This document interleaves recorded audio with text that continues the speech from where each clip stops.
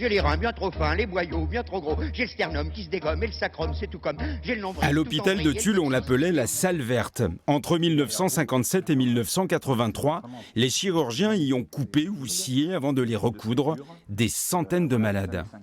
Ce qui est bien dans cette pièce, c'est qu'on a pu retrouver la table d'opération d'époque qui appartenait à cette pièce, donc elle est là. C'est Patrick Poujade, un infirmier anesthésiste, historien à 16 heures, qui commente la visite.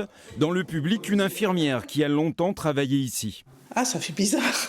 J'aime bien.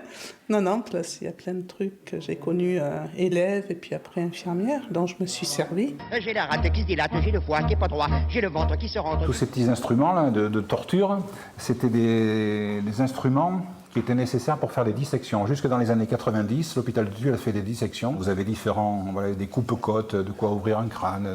Là, c'est un couteau pour les foies. À l'époque, cette salle d'opération était l'une des plus modernes de France, avec un matériel dernier cri qui impressionne ce médecin en exercice.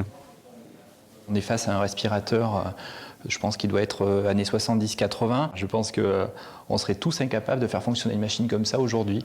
C'est émouvant et à la fois on se rend compte à quel point on a évolué en finalement 20-30 ans. Vous n'avez aucun fil à l'époque qui traînait entre les pattes. Aujourd'hui, on ne peut plus faire ça parce que pour des notions d'hygiène, notamment l'aspiration, nous, on a des tuyaux qu'on jette une fois qu'ils ont été utilisés. Voilà. Bon, là, dans le béton, les tuyaux sont certainement très très sales. Ah mon Dieu que c'est embêtant d'être toujours patraque. Ah mon Dieu que c'est embêtant, je ne suis pas bien portant. Les visites de cette salle d'opération se poursuivent tout au long de ce week-end.